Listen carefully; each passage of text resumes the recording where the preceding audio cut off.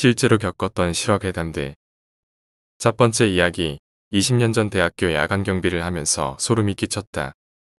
전 2002년 월드컵이 열렸던 해에 제대를 하고 집에서 빈둥거리기만 했습니다. 이미 어머니께선 식사 제공을 끊으신 지 오래라 라면과 각종 3분 요리로 연명을 해가던 중 문득 나도 일을 해야겠구나 라는 생각이 들어 친구에게 의뢰를 했더랬죠. 그리하여 들어간 곳이 무인경비업체 계약직이었습니다. 뭐 새콩같이 여기저기 돌아다니는 건 아니고 계약직으로 모대하게 야간 경비를 하게 되었던 겁니다. 마땅히 하는 일은 없고 밤새 3번을 학교 공대 건물을 돌아야 하는 건데 갓 제대를 하여 군인 정신이 남아있던 저로서는 무서움이란 존재는 배고픔에 가려진 지 오래였습니다. 처음 일을 시작할 무렵 공대 건물은 아니지만 인문계 쪽 건물에서 신변을 비관한 자살 사건이 있었습니다. 월급으로 고기 한번 언없이 먹어볼 생각으로 가득 찬 제 머릿속엔 아무것도 들어오지 않았고요. 근데 제가 밤마다 순찰을 돌 때 다른 곳은 다 괜찮았는데 유독 공대 5호관 건물만큼은 꺼려지게 되더라고요. 우선 동물 실험실이 있는 생명공학과 같은 게 있고 그런 이유로 건물에 소독약 냄새 같은 병원 냄새가 항상 짙게 배어 있었기 때문에 그곳은 대충 둘러보고 후다닥 다른 건물로 이동을 하곤 했습니다. 8월이었나? 아무튼 태풍 매미가 오던 날. 그때 정말 대단했었죠. 멀쩡한 나무가 뽑히고 전화박스가 넘어지고 아마 전국적으로도 사상자가 꽤 많이 나왔던 걸로 기억됩니다. 아무튼 그런 날은 정말 일하기 싫었지만 뭐 별수가 있나요. 전 그날도 후레쉬 하나 들고 건물 여기저기를 순찰하고 있었습니다. 비 때문에 습도가 높아서인지 공대 5호관 건물을 들어서는 순간 소독약 냄새가 제 코를 찌르더군요. 평소같이 얼른 끝내고 이동해야겠다고 생각한 저는 빠른 발걸음으로 소등을 하고 다녔습니다. 제가 하는 일 중 하나가 소등을 하는 건데요. 화장실도 역시 불이 켜진 곳이 있으면 안에 누가 있는지 확인을 하고 불을 꺼야 하는 거였죠. 근데 이 공대 5호관 3층의 제일 오른쪽 복도 쪽에 위치한 여자 화장실은 복도에 불도 안 들어오고 근처에 동아리 방이 있어서인지 갈 때마다 불이 켜져 있는 상태였습니다. 전 그날도 그 화장실로 가서 의례적으로 안에 누구 있나요? 소등하겠습니다. 라는 말을 했는데 갑자기 수줍은 듯한 여인네의 목소리가 들리는 거였습니다. 아니요. 누구 있냐는 질문에 아니요라니. 전 그분이 너무 당황해서 그렇게 대답을 한 줄 알고 나오실 때 불 좀 꺼주세요란 말씀을 드린 채 바로 옆에 남자 화장실을 확인하고 소등을 했습니다. 그러고 나누 다른 층으로 가려는데 문득 장난기가 발동이 돼버린 거였죠. 다시 여자 화장실로 가서는 저기 꼭 불 꺼주셔야 해요. 아셨죠? 라고 조금은 익살스럽게 말을 걸었습니다. 속으로 킥킥거리면서 건물을 빠져나가려는데 뭔가 좀 이상했습니다. 뭐랄까 인기척이 전혀 안 느껴지는 거예요. 좀 이상한 기분에 아셨죠? 라는 질문을 다시 던져봤지만 묵묵부답. 전 슬그머니 안으로 들어가서 닫혀져 있는 4개의 문을 차례대로 노크를 했습니다. 아무도 반응이 없더군요. 당황스러워진 저는 문을 하나씩 열었습니다. 삐그덕거리는 마찰음에 소름이 돋더군요. 마지막 문인 4번째 화장실을 여는 순간 전 정신이 멍해졌습니다. 아무도 없더군요. 아까 사람이 있는 걸 확인하고 바로 옆에 남자 화장실을 다녀오는 데는 30초도 안 되는 시간이었습니다. 도저히 사람이 빠져나갈 수 없는 시간일 뿐더러 나갔다 하더라도 제가 남자 화장실 안까지 들어가는 게 아니기 때문에 몰래 나간다는 건 있을 수 없는 일이었습니다. 순간적으로 머리가 쭈삣 서는 느낌이 들더라고요. 전 무서움을 떨쳐버리기 위해 목에 걸고 있던 mp3 플레이어의 볼륨을 크게 올렸습니다. 어두운 복도에 불이 켜져 있는 곳이라곤 이 기분 나쁜 여자 화장실 뿐인데 정말 불을 끄기 싫었습니다. 마치 불을 끄면 뭔가가 보일 것만 같아서 전 화장실의 스위치에 손을 얹고 잠시 망설였습니다. 하지만 지금 불을 끄지 않으면 아침에 실장님에게 혼날 일을 생각하니 얼른 불을 끄고 뛰어서 내려가는 게 낫겠다는 생각이 들었습니다. 그리하여 불을 끄기 위해 스위치 위에 얹은 손가락에 힘을 주려는 순간 크게 틀어놓았던 음악이 흘러나오던 이어폰에서 들리는 작은 잡음. 들릴 듯 말 듯 했지만 의미만큼은 이상하리 많지 분명히 전달되었던 그 잡음은 불 끄지마 였습니다. 하지만 전 그 소리를 들음과 동시에 스위치를 눌러버리고 말았습니다. 그리고 동시에 몸이 얼어붙고 말았습니다. 속으로 이러면 안 돼. 정신을 차려야 해. 라고 생각을 하고 조심스레 움직이지 않는 두 다리를 움직여 엉거주춤 화장실을 빠져나왔습니다. 뛰어서 내려가고 싶었지만 제 발자국 소리에 놀랄 것만 같아서 천천히 주변을 살피며 계단을 걸어내려 가고 있었습니다.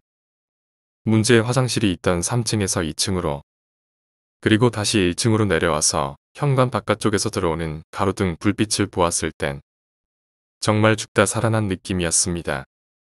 저도 모르게 한숨을 쉬고 지옥 같았던 공대오후관의 현관문을 나서려는 찰나 다시 한번 생생하게 들려오는 잡음은 끄지 말랬잖아 이 새끼야. 저는 들었습니다. 시사 프로그램에서 나오는 변조된 음성 같은 여인의 목소리를 친구에게 이 말을 털어놨지만 자기도 무서워서인지 믿지 않더군요. 결국 전 그달까지만 일을 하고 그만두었습니다. 무서워서 도저히 못하겠더라고요. 그만둘 때까지 그 건물은 들어가지도 않았고요. 다신 겪고 싶지 않은 경험이었습니다. 두 번째 이야기, 소시오패스 경험담. 10년 전 우리 집은 신촌에서 원룸 임대업을 했었지. 당시 원룸치고는 나름 보안 철저하게 만들어놔서 지방에서 딸내미 올려보낸 부모들이 비싸도 방 좀 내놓으려고 항상 성화였지. 덕분에 성비는 여자들이 월등히 많았어. 입주한 지 3달쯤 된 여자애였는데 한 달에 몇 번씩 도어락 비번을 바꿔달라고 요구하는 귀찮은 애가 있었어. 방에 매뉴얼 있는데 이게 복잡한지 매번 해달라고 하더라고. 좀 진상기가 보여서 트집 안 잡히려고 친절히 해달라는 대로 해줬지. 근데 어느 날부턴 자꾸 이상한 소리를 해대는 거야. 자기 없을 때 누가 방에 들어오는 것 같다면서 말이지. 물론 우리는 모든 방을 들어갈 수 있는 마스터카드가 있긴 해. 근데 가슴에 손을 얹고 마스터카드로 아무 방이나 들락거리는 부개념주의는 아니야. 가끔 비번 안 가르쳐주고 방 빼는 애들이나 정기점검 나올 때 미리 동의 구하고 들어가는 용도 말곤 절대로 다른 목적으로 쓰지 않아. 근데 그 여자애는 나를 의심하는 듯해서 하필 시기도 내가 방학 때라 거의 원룸은 내가 지키다시피 했을 때야. 부모님이 좋게 말하고 네가 착각한 거다라고 타일러서 내려보냈지. 그런 어느 날 얘가 또 엄청 화가 나서 올라왔어.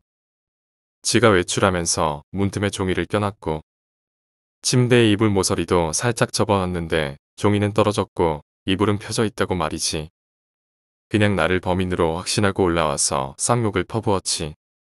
땀 흘리면서 옥상 청소를 하고 기분 좋게 돈가스 시켜 먹고 있는데 이게 나를 빡돌게 했지.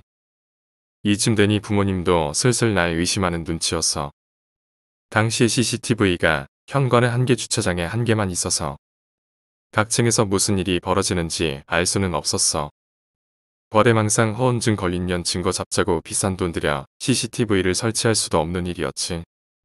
당시 지금의 SD급 화질도 못 되는 내 디카를 비타 500박스에 위장해서 그냥 복도에 설치했어. 2시간마다 내려가서 메모리를 비우고 와야 되는 건 귀찮았지. 근데 3일 동안 하니까 이 짓도 못하겠더라고. 근데 4일째 사고가 터졌어. 그날은 여자애가 아니라 경찰이 먼저 우리 집 문을 노크했지. 방 안을 봤더니 벽천지에 반짝이가 묻어있는 거야. 여자들 화장할 때 쓰는 펄 같은 거였지. 여자애는 며칠 고향에 내려가면서 문 손잡이에 지 화장품 펄을 묻혀놓고 간 거야. 범인 잡겠다고 말이지. 이게 잘 안 지워지니까 범인이 자기 방으로 돌아갈 때 흔적을 남기길 바라면서였지. 근데 그 범인이 마치 이 여자애를 조롱하듯이 방 안에 온 벽 천장 바닥에 펄을 찍어왔어. 경찰이 내 방에 들어와서 키보드와 마우스 서랍 등등 심지어 변기 물 내리는 레버까지 펄이 묻어있는지 조사를 했어. 당연히 없지. 난 그냥 돈가스만 처먹고 있었는데 4일 동안 비운 방 세면대는 방금 누가 샤워한 듯 아주 촉촉하게 젖어있고 비누는 불어있더라고. 결국 난 참고인 신분으로 경찰서 가서 조사받고 왔지. 젊은 남자인 죄였어. 70년대 학교 앞에서 막걸리 마시다가 이유도 모르고 남산에 끌려간 아재들 기분이 이랬을까. 집에 와서 혹시나 하는 마음에 디카에 뭐가 찍혔나 돌려봤는데 2일째 되는 날 밤 11시쯤 그 여자의 남친이 비어있는 그 여자의 방에 들어가는 거야. 3일째 영상엔 없고 4일째는 안 찍었으니 당연히 없고 수상하잖아. 그래서 경찰서로 왔지. 사건의 전말엔 여친을 공포에 몰아넣고 지 자취방에 불러들일 목적으로 남친 새끼가 벌인 짓들이었어. 여친이 학교 간 사이 몰래 여친 방에 들어가서 수상한 흔적들을 남기는 공을 들이길 한 달. 여친이 이상함을 눈치챘고 남친한테 말을 하면 이 새낀 막 잔인한 원룸 살인사건 같은 얘기들을 해주며 겁에 질린 여친한테 무서우면 오늘 여기서 자고 가도 돼 라고 했지. 최종 목표는 동거였고 그 클라이막스가 그날이었던 거야. 여친이 방문해 부비 트랩을 설치한 얘기를 듣고 발라놓은 펄보다 더 많은 양의 펄을 손에 떡칠해서 방 안에 도배를 해놨지. 세면대나 이불 전부 그 새끼 짓이었어. 여친이 극한의 공포를 느끼면 자기랑 동거할 거라 생각한 거야. 좀 소름 돋는 건 경찰 온 날 그 새끼가 지 여친 감싸 안고 자상하게 위로해주더라. 지 여친이 무서워하면 할수록 이 새낀 자상하게 위로하면서 대가리로는 또 어떻게 겁줄까 졸라리 궁리했을 거 아냐. 결국 남자 새낀 고소미 먹고 여자애는 휴학했어. 오늘 이야기는 여기까지입니다. 오늘 이야기가 재미있으셨다면 구독과 좋아요, 댓글 부탁드립니다. 댓글은 저에게 큰 힘이 됩니다. 감사합니다.